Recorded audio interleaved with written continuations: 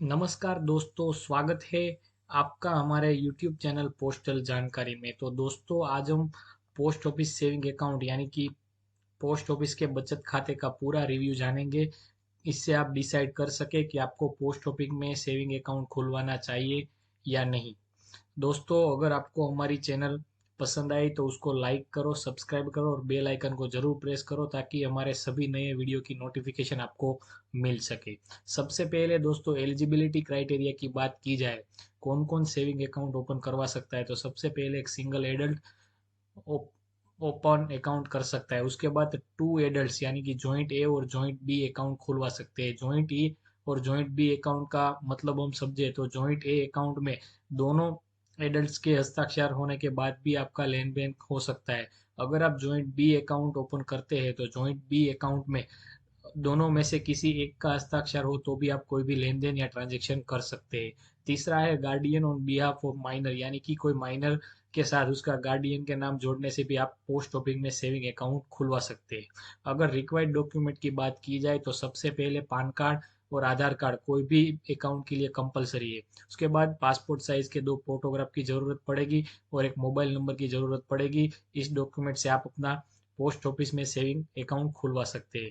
आगे अगर हम इंटरेस्ट रेट की बात करें तो सेविंग अकाउंट में आपको 4% सालाना ब्याज मिलता है, जो कि मेरे हिसाब से सभी दूसरे बैंकिंग के सेविंग अकाउंट से ज़्यादा मिलता है। और ये इंटरेस्ट यानी कि ब्याज आपको 31 मार्च, जो कि फाइनेंशियल ईयर खत्म होते ही आपके बचत खाते में क्रेडिट हो जाते हैं। आगे अगर अकाउंट ओपनिंग में इनिशियल डिपॉजिट की बात की जाए तो आपका अकाउंट 500 रुपये से ओपन होता है।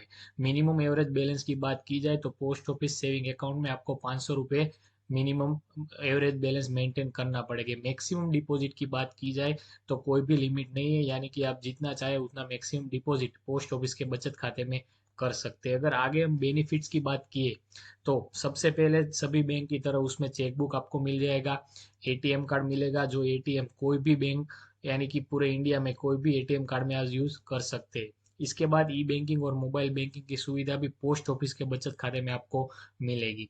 इसके बाद अगर जन सुरक्षा स्कीम की बात की जाए तो अटल पेंशन योजना, जो कि आप हर महीने थोड़ा अमाउंट बचा के बाद में 60 वर्ष के बाद आपको पेंशन के तौर पर रकम मिलेगी, ये योजना में आप लाभ ले सकते हैं। इसके बाद प्रधानमंत्री सुरक्षा बीमा योजना और प्रधानमंत्री जीवन ज्योति बीमा योजना का लाभ भी आप पोस्ट ऑफिस के बचत खाते के थ्रू ले सकते हैं। आगे अगर डेबिट कार्ड यानी कि जो पोस्ट ऑफिस के एटीएम कार्ड की चार्ज की बात की जाए तो सबसे पहले आपको रुपए का डेबिट कार्ड मिलेगा। एनुअल चार्ज की अगर बात की जाए तो 125 सालाना प्लस जीएसटी उसमें चार्ज लगता है। रिप्लेसमेंट चार्ज यानी कि अगर एक बार आपका कार्ड कहीं पे खो गया तो आपको 300 रुपये प्लस जीएसटी चार्ज चुकाना पड़ेगा। आगे अगर ट्रांजैक्शन चार्जेस की बात करें एटीएम के लिए तो पोस्ट ऑफिस का खुद का एटीएम हो तो आप 5 ट्रांजैक्शन पर मंथ यानी कि एक महीने में 5 ट्रांजैक्शन आप फ्री में कर सकते हैं। अगर इसके बाद ट्रांजैक्शन करते हो तो 20 रुपये प्लस जीएसटी चार्ज लगता है। इसी तरह अगर अदर बैंक एटीएम में आप अपना डेबिट कार्ड यूज करते हैं तो नॉन मेट्रो सिटी में पर मंथ 5 ट्रांजैक्शन फ्री है और मेट्रो सिटी में 3 ट्रांजैक्शन फ्री है, और उसके बाद आपको 20 रुपये प्लस जीएसटी चार्ज देना पड़ेगा। अगर अकाउंट लिमिट की बात की जाए तो पोस्ट ऑफिस एटीएम के थ्रू आप पर डे 25,000 रुपये विड्रॉल कर सकते हैं, और पर ट्रांजेक्शन की अगर बात की जाए तो 10,000 यानी कि 10,000 रुपये एक सिंगल ट्रांजेक्शन में आप विड्रॉल कर सकते हैं। आगे पासबुक और चेकबुक की बात की जाए तो वेलकम किट के साथ आपको पासबुक पोस्ट ऑफिस से ही मिल जाएगी। अगर आपको चेकबुक की ज़रूरत है तो फॉर्म फिल करते समय आप चेकबुक की रिक्वेस्ट भी दे सकते हैं, जो कि आपको ब्रांच से ही मिलेगी। इसमें अगर चेकबुक की बात की जाए तो पर ईयर चेकबुक के 10 लीव्स यानी कि 10 चेक आपको फ्री में यूज करने को मिलते हैं, और अगर एक साल में आप 10 से ज्यादा चेक यूज करते हो तो इसके बाद एक चेक का 2 रुपये के हिसाब से आपको चार्ज चुकाना पड़ेगा। अगर हिडन चार्ज की बात की जाए तो पोस्ट ऑफिस सेविंग अकाउंट में एसएमएस अलर्ट का 12 रुपये सालाना चार्ज आपको लगेगा। डुप्लीकेट पासबुक की बात की जाए तो अगर कहीं आपकी पासबुक खो जाए या गुम हो जाए तो आपको 50 रुपये प्लस जीएसटी पैसा देकर आप एक फ्रेश केवाईसी डॉक्यूमेंट के साथ फॉर्म फिलअप करके डुप्लीकेट पासबुक ले सकते हैं। मिनिमम बैलेंस जो हमने आगे देखा था कि 500 रुपये एवरेज मिनिमम बैलेंस आपको मेंटेन करना पड़ेगा। अगर आपने ये बैलेंस मेंटेन नहीं किया है तो आपको 50 रुपये प्लस जीएसटी सालाना चार्ज देना पड़ेगा। बैंक स्टेटमेंट की बात की जाए, अगर आपको पोस्ट ऑफिस सेविंग अकाउंट में बैंक स्टेटमेंट चाहिए तो आपको 20 रुपये प्लस जीएसटी चार्ज देना पड़ेगा।